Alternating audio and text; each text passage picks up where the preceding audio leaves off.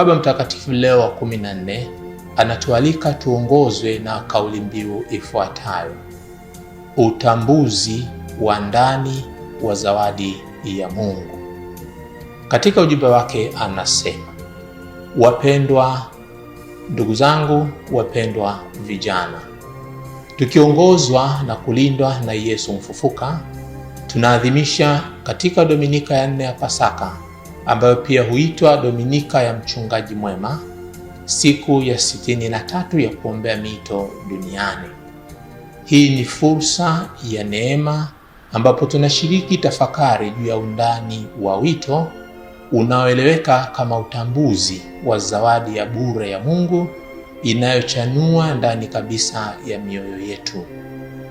Anatualika akisema, hebu tuchunguze pamoja njia ya kweli iliyo nzuri ya maisha ambayo mchungaji anatuongoza. Na hapa anaainisha vipengele 4. Kipengele cha kwanza, njia ya uzuri. Anasema, katika Injili ya Yohane, Yesu alijieleza kuwa mchungaji mwema. Injili ya Yohane sura ya 10 aya 11. Kauli hii inahusu mchungaji mkamilifu, halisi na wa mfano, kwa kuwa yuko tayari kuutoa uhai wake kwa ajili ya kondoo wake, kwa jinsi hiyo akidhihirisha upendo wa Mungu. Yeye ndiye mchungaji anayetuleta karibu naye, ambaye muono wake unadhihirisha kwamba maisha ni mazuri kweli tunapomfuata.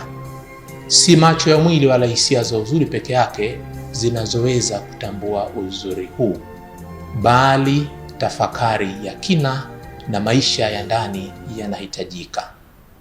Ni yule anayetuita, anayetulia, kusikiliza, kusali na kukaribisha mtazamo wa mchungaji, ndiye anayeweza kuwa jasiri na kusema, na mwamini, maisha pamoja naye yanaweza kuwa mazuri kweli. Nataka kutembea katika njia hii ya uzuri. Anasema Baba Mtakatifu Leo wa 14, kilicho cha pekee zaidi ni kuwa katika kuwa mfuasi wake, mmoja anakuwa kweli mzuri. Uzuri wake unatubadilisha. Kama mwanateolojia, hapa anafanya rejea kwa mwanateolojia Paweł Florensky.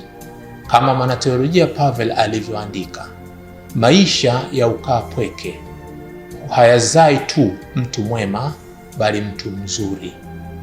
Kwa hakika, zaidi ya wema, sifa ya pekee ya mtakatifu ni uzuri wa kiroho unaong'aa kutoka katika maisha yake ndani ya Kristo. Kwa njia hii, wito wa Kikristo unajidhihirisha katika kina chake kama kushiriki katika maisha ya Yesu kwa kushiriki utume wake na kuakisi uzuri wake. Anaendelea kusema Baba Mtakatifu Leo wa 14, uzoefu huu wa ndani wa maisha, imani na maana ulikuwa pia wa Mtakatifu Agustino, ambaye katika kitabu chake cha 3 cha Maungamo, hali akitambua dhambi na madhaifu ya ujana wake, anamtambua Mungu ya kuwa yuko ndani zaidi kuliko sehemu yake ya ndani kabisa. Zaidi ya kujitambua binafsi, Agustino anagundua uzuri wa nuru ya kimungu inayomwongoza katika giza. Kwa kutambua uwepo wa Mungu katika vyanzo vya ndani kabisa ya roho yake, hatimaye Agustino alifahamu umuhimu wa kutunza maisha ya ndani kama mahali pa kukutana na Kristo, ambayo ni njia ya kuguswa na uzuri na wema wa Mungu katika maisha yetu yenyewe.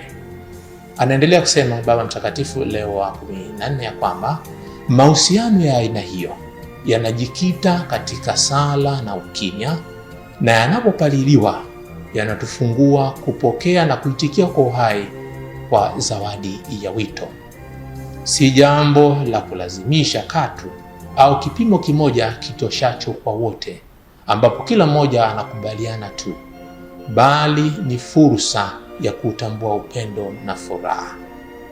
Hivyo katika msingi wa kuthamini maisha ya ndani, tunapaswa kuanza mara moja utume wetu na kuhuisha ari yetu ya uinjilishaji. Anaendelea kusema Baba Mtakatifu Leo wa 14, kwa muono huu Ninamwalika kila mmoja katika familia, parokia, jumuiya za kitawa, hali kadhalika maaskofu, mapadre, mashemasi, makatekista, waalimu na waamini wote kuwajibika kikamilifu katika kutengeneza mazingira yanayowezesha zawadi ya Mungu kukumbatiwa, kustawishwa, kulindwa na kusindikizwa ili iweze kuzaa matunda mengi. Ni pale tu mazingira yetu yanapoangazwa kwa imani hai, kutegemezwa kwa sala za daima na kutajirishwa na kuambatana kwa kidugu, ndipo wito wa Mungu huchanua na kukomaa na kuwa njia ya furaha na wokovu kwa ajili ya watu na ulimwengu. Kwa kushika njia ambayo Yesu mchungaji mwema anatuonesha, twaweza kujifahamu kwa undani zaidi, kadhalika kumfahamu Mungu ambaye anatuita.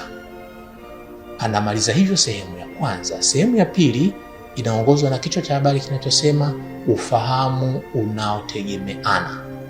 Baba Mtakatifu Leo wa 14 katika sehemu hii anaanza kwa kusema, Bwana wa uzima anatufahamu na anaangaza mioyo yetu kwa jicho lake la upendo. Hakika kila wito unaanza na ufahamu na utambuzi wa Mungu ambaye ni upendo. Anafanya rejea katika waraka wa kwanza Mtume Yohane sura ya 4 aya 16.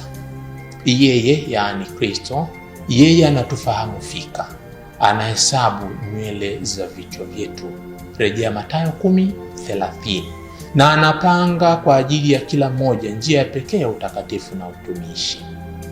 Bado ufahamu huu lazima uwe daima wa kutegemeana.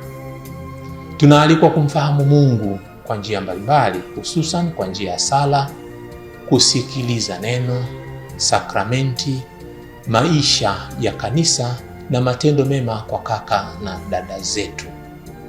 Kama kijana Samueli ambaye pasipo kutegemea alisikia sauti ya Bwana wakati wa usiku na akajifunza kuitambua kwa msaada wa Eli. Nafanya rejea katika kitabu cha kwanza cha Samueli sura ya 3 aya ya 1 hadi ya 10. Nasi pia tunahitaji kutengeneza nafasi ya ukimya wa ndani ili kusikia kile ambacho Bwana anataka kwa ajili ya furaha yetu. Hii sio suala la maarifa ya juu au mafunzo ya kitaaluma, bali ni kukutana binafsi kunakobadilisha maisha ya mtu. Mungu anakaa ndani ya mioyo yetu, na wito unajumuisha mazungumzo ya ndani pamoja naye, ambaye anaita na anatualika tuitikie pasipo kujali kelele za kiulimwengu ziletazo uziwi, kwa furaha halisi na ukarimu. Anaendelea kusema Baba Mtakatifu Leo wa 14 katika sehemu hiyo, hasa akiwaalika vijana. Anasema, wapendwa vijana, isikilizeni sauti hii. Isikilizeni sauti ya Bwana anayewaalika katika maisha yaliyo kamili na yenye kuzaa matunda, anayewaita kuzitumia talanta zenu. Hapa anatualika tufanye rejea katika Injili ya Mathayo sura ya 25 aya 14 hadi ya 30. Na anaendelea kuwahimiza vijana na kusema, Mungu anatuita kuzitumia talanta zetu na kuunganisha mapungufu na madhaifu yenu vijana pamoja na msalaba mtukufu wa Kristo. Hivyo anawahimiza vijana, tenga muda kwa ajili ya kuabudu Ekaristi, kutafakari kiaminifu juu ya neno la Mungu ili muweze kuliweka katika matendo kila siku na kushiriki kwa uhai na ukamilifu katika maisha ya kisakramenti na kikanisa ya kanisa. Kwa namna hii anawahimiza vijana, kwa namna hii mtaweza kumfahamu Bwana. Katika ukaribu na urafiki wake mtatambua namna ya kujitoa, iwe kwa njia ya ndoa, upadre, ushemasi wa kudumu au maisha ya wakfu. Kila wito ni zawadi isiyopimika kwa kanisa na kwa wale wanaopokea kwa furaha. Kumfahamu Bwana inamaanisha kwanza kabisa kujifunza kujikabidhi kwake na kwa msaada wake ambao ni mkubwa kwa kila wito. Baba Mtakatifu anamaliza hivyo sehemu